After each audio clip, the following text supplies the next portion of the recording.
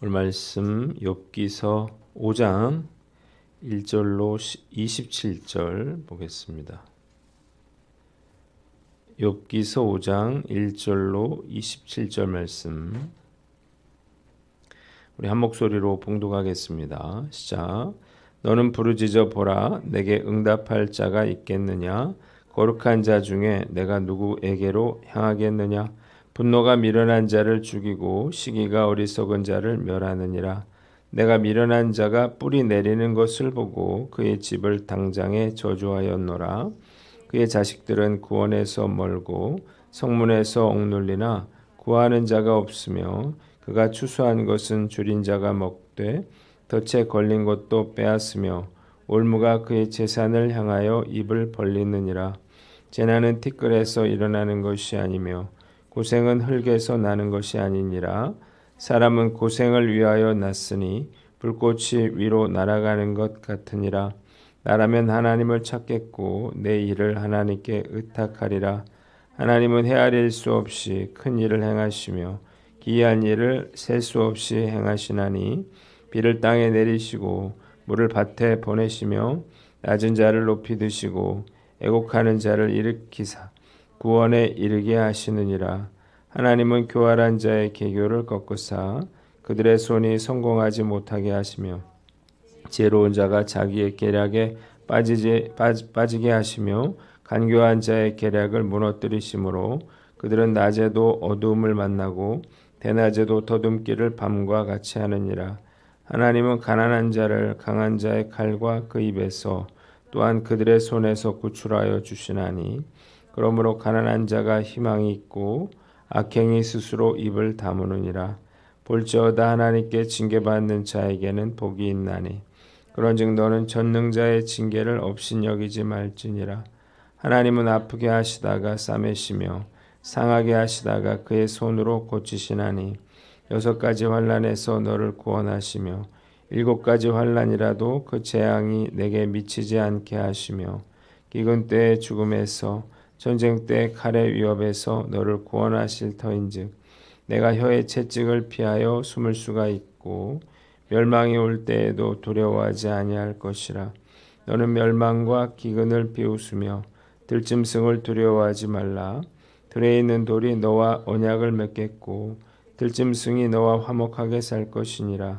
내가 내 장막의 평안함을 알고 내 우리를 살펴도 잃은 것이 없을 것이며 내 자손이 많아지며 내 후손이 땅의 풀과 같이 될 줄을 내가 알 것이라. 내가 장수하다가 무덤에 이르리니 마치 곡식단을 제때에 들어올림과 같으니라. 볼지어다 우리가 연구한 바가 이와 같으니 너는 들어보라. 그러면 내가 알리라. 아멘. 오늘은 욥기서 5장 말씀을 가지고 맞지만 틀린 말이라고 하는 제목으로 묵상 나눔하도록 하겠습니다. 본문은 욥과 친구들의 세 차례 대화 중에서 엘리바스의 첫 번째 발언입니다. 오늘 본문 세 부분으로 나눠서 생각해 보는데 먼저 1절로 7절, 2절을 봅니다. 한번 따라해 봅시다. 분노가 미련한 자를 죽이고 시기가 어리석은 자를 멸하느니라. 엘리바스는 욥에게 내가 한번 부르짖어 봐라 그래요. 부르짖어 본들 응답할 자가 있겠으며 하늘에 있는 누구에게 내가 하소연을 할 수 있겠느냐는 거예요. 이는 자신의 출생을 저주하고 죽기를 구했던 이 욥을 꾸짖는 책망하는 그런 말이었습니다. 또한 그는 이런 욥의 행동이 미련한 자의 분노이고 어리석은 자의 시기라 이렇게도 말했습니다. 그리고 엘리바스는 자신의 말을 확증하기 위해서 한 가지 사례를 제시했는데 그것은 미련하고 어리석은 자가 일시적인 형통을 누렸더라도 어느 순간에 갑자기 파멸당해서 마침내 죄의 대가를 치르게 되더라는 것입니다. 한번 따라해 봅시다. 함부로 판단하거나 정죄하지 말라. 엘리바스의 인과응보의 논리로 욥이 당한 그러한 고난을 해석하려면 마땅히 그는 죄인이어야만 했어요. 그런데 욥이 마치 자신이 죄 없이 억울하게 고난받고 있다 이렇게 말했기 때문에 그를 책망하고 있는 것입니다. 엘리바스는 고통 중에 탄식하고 있는 욥을 판단하고 정죄했는데 이것은 이유 없이 고통당하고 있는 욥에게 있어서 정말 말할 수 없는 그러한 큰 고통과 아픔을 가져다 주었습니다. 특히 순식간에 악인의 자식들이 파멸하고 그의 많은 소유도 하루아침에 잃게 되었다라고 하는 이야기는 바로 욥을 빗대서 한 말이라고 하는 사실을 욥이 알았겠죠. 그래서 더 큰 마음의 상처를 받게 된 것입니다. 저의 MBTI는 ISTJ인데 제가 ISTJ에 대한 영상을 우연히 보고 웃었던 적이 있었어요. 그건 내 성격하고 진짜 비슷하구나 이런 생각이 들었기 때문인데 이런 ISTJ들이 매사에 일을 정확하게 하려고 노력을 하는데 만약 자신이 뭔가를 실수했거나 잘못했다면 그 누구보다 더 괴로워하고 자책을 한다 그래요. 그래서 이런 사람들은 다른 사람들이 그를 책망하기 전에 이미 스스로 충분히 고통받고 있다 이렇게 돼 있더라고요. 이런 성격이기에 다른 사람들보다 억울한 일은 더 참기 어렵겠죠. 저도 그렇다는 생각이 들었어요. 제가 정말 견딜 수 없는 것은 어떤 고난이나 시련, 실패 이런 것들이 아니라 억울한 일을 당하는 거다 이런 생각이 들어서 만약 제가 욥처럼 이렇게 억울하게 고난받았더라면 정말 참을 수 없었겠다 이런 생각을 해봤습니다. 다른 사람이 고난당하는 이유에 대해서 우리가 함부로 말해서는 안 됩니다. 사실 이 고난의 원인은 그 당사자도 제대로 알지 못하는 경우가 많이 있어요. 또한 엘리바스가 욥의 잘못을 깨닫게 하기 위해서 그의 잘못을 교정하고 또 그를 가르치려고 했던 것 이것도 잘못입니다. 고난받는 사람들에게 필요한 것은 뭐예요? 이런 판단이 아니고 정죄가 아니고 위로인 것입니다. 질책이 아닌 거죠. 오늘 말씀 앞에서 과연 나는 어떤가 우리가 한번 살펴봐야 되겠죠. 섣부른 훈계라든지 충고가 다른 사람에게 더 큰 고통을 안겨다 줄 수 있다는 사실을 깨닫고 충고보다는 진심을 담은 그런 위로를 해줄 수 있는 사람이 되는 저와 여러분들 되시기를 주님의 이름으로 축원합니다. 두 번째 본문은 8절로 16절인데 8절을 봅니다. 한번 따라해 봅시다. 나라면 하나님을 찾고 내 일을 하나님께 의탁하리라. 엘리바스는 극심한 고난으로 인해서 자신의 출생을 저주하고 죽기를 구하는 이 욥을 보면서 만일 나라면 하나님을 찾겠고 내 사정을 하나님께 털어놓겠다 이렇게 말했습니다. 욥이 당한 이 고난이 이런 재난이 그가 저지른 죄 때문이기 때문에 고난에서 벗어나려면 하나님께 나아가서 회개하고 돌이켜야 한다 이렇게 생각한 거예요. 엘리바스는 이렇게 욥을 질책하면서 하나님이 어떤 분인지 상세하게 설명을 합니다. 먼저 첫째로 9절로 11절에 하나님은 기이한 일을 행하시는 분이라고 했습니다. 그러면서 하나님을 기이한 분이라고 설명하면서 하나님이 비를 땅에 내리시고 물을 밭에 주시는 분이다 그렇게 이야기를 했는데 당연한 일같이 생각되죠. 우리같이 비가 자주 내리는 나라는 그런데 팔레스타인은 비가 엔간해서 오지 않아요. 그래서 비 내리는 것 자체가 기적에 가까운 일이에요. 또한 낮은 자를 높이 드시고 슬퍼하는 자들을 일으키셔서 구원에 이르는 분이다. 그래서 어떤 상황이든 하나님을 신뢰해야 한다. 이렇게 말했어요.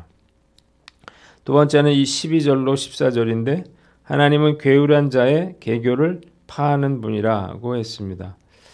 강교한 자들, 악한 자들이 수단 방법을 가리지 않고 음모를 꾸민다 하더라도 하나님께서 그들의 악한 계획을 좌절시키실 것이라는 것입니다.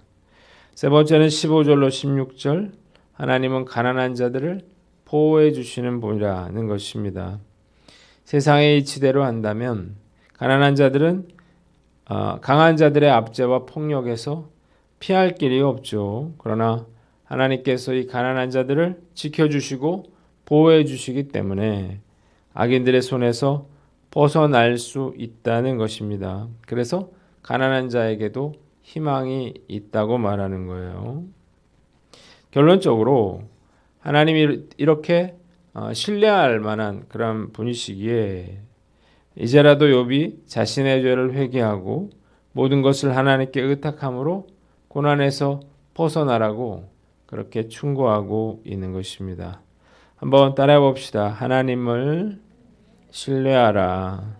자, 지금 까닭 없이 고난을 당하고 있는 욥의 경우에 엘리바스의 충고는 매우 부적절하죠. 그러나 진짜 자신의 잘못으로 인해서 징계를 받고 있다면 나라면 하나님을 찾겠고 내 일을 하나님께 의탁하리라고 했던 엘리바스의 말은 틀린 말은 아니었다는 것입니다. 그러니까 내가 잘못을 저질러서 죄를 지어서 내가 하나님의 징계를 받고 고통을 받고 있다면 낙심하고 절망하고 앉아있을 일이 아니라 죄를 회개하고 돌이켜서 하나님을 찾고 하나님께 모든 것을 의탁하라는 것입니다. 이유가 뭔가요? 자유로우신 하나님께서 죄를 지은 자라 하더라도 징계를 받은 자라 하더라도 찾고 구하는 자들을 결코 외면하지 않으실 것이기 때문입니다.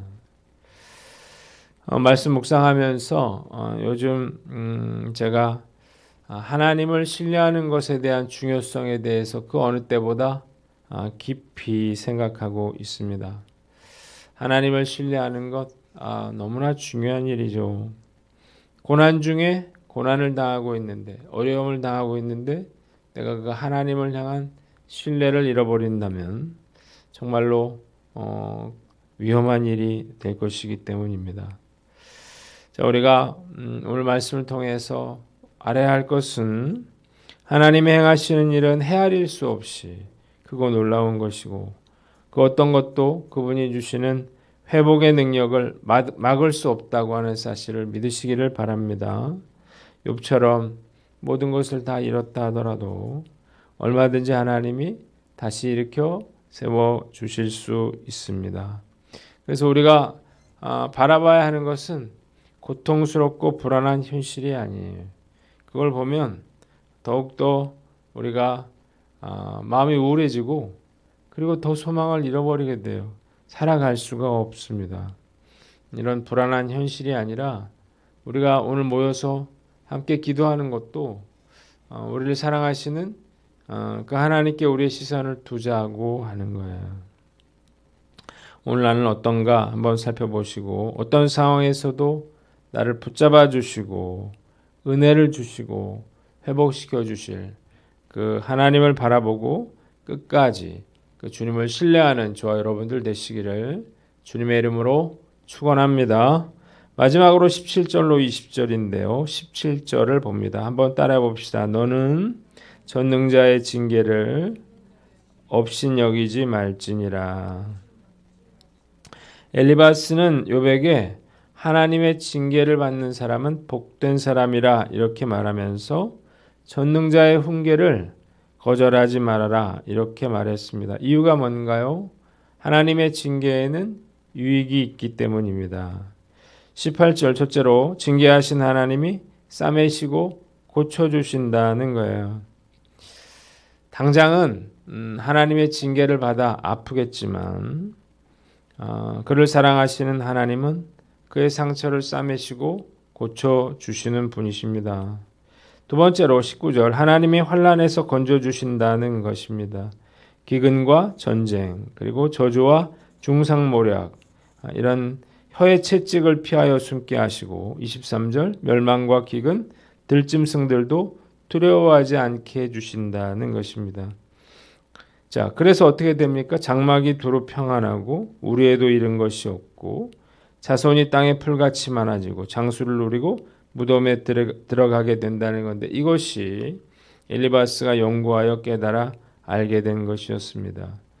엘리바스가 하나님의 징계가 복되다고 말한 것은 하나님의 징계가 징계의 대상을 망하게 하려는 것이 아니라 그 징계를 통해서 잘못된 것들을 고치고 올바로 세우시기 위한 것이라고 하는 사실을 그가 알았기 때문이에요. 이 엘리바스의 말은 다른 그러한 선지자들처럼 하나님의 계시를 받아 말한 게 아니라 자신의 신앙적인 체험과 세상사의 일반적인 이치를 연구해서 얻어낸 것입니다. 비록 그가 욥이 당하고 있는 고난이 죄로 인한 하나님의 징계가 아니었다라고 하는 사실은 알지 못했지만 하나님이 징계하시는 목적 이유에 대해서는 놀라운 통찰이 아닐 수 없습니다. 한번 따라해 봅시다. 하나님의 징계를 감사하게 받으라. 자, 죄짓고 징계받는 걸 좋아할 사람은 단 한 사람도 없습니다. 그러나 고난을 통해서 징계를 통해서 그 징계의 목적을 깨달을 수 있다면 얼마든지 징계라도 복이 될 수 있다는 것입니다. 또한 하나님께 징계를 받고 있다고 하는 것 자체가 하나님의 사랑과 관심을 받고 있다는 증거가 되는 것입니다. 만약 하나님이 우리에게 관심을 두지 않는다면 우리가 뭐 죄를 짓든지 말든지 그냥 내버려 두셨을 것이기 때문이에요. 또한 징계는 우리로 하여금 더 이상 죄악의 길로 나아가지 못하도록 하려는 하나님의 돌보심의 표현이라는 사실도 알아야만 합니다. 시편 119편 67절에 고난당하기 전에는 내가 그릇 행하였더니 이제는 주의 말씀을 지키나이다. 이렇게 시편 기자가 고백을 했어요. 징계의 목적과 이유를 안다면 우리가 설령 죄를 짓고 징계를 받고 고난을 당한다 하더라도 얼마든지 감사할 수 있겠다는 거예요. 자, 오늘 나는 어떤가 우리가 한번 우리 스스로를 돌아보는 것입니다. 우리가 물론 죄짓지 않으려고 실수하지 않으려고 노력하지만 또 우리가 무너질 때가 있겠죠. 그러나 죄를 지어서 우리가 징계를 받더라도 그 징계의 유익이 있다고 하는 것 그리고 그 징계야말로 하나님이 우리를 사랑하신다고 하는 증거라고 하는 사실을 깨닫고 우리가 불평하거나 원망하지 않는 저와 여러분들 되시기를 바랍니다. 또한 이런 어려움들을 나의 신앙을 온전케 하고 축복의 길로 돌이킬 수 있는 기회로 삼는 저와 여러분들 되시기를 주님의 이름으로 축원합니다. 기도하겠습니다. 하나님 아버지, 우리가 함부로 다른 사람들을 판단치 않게 하여 주시고 하나님을 신뢰하며 징계라도 우리가 감사히 받게 하여 주시옵소서.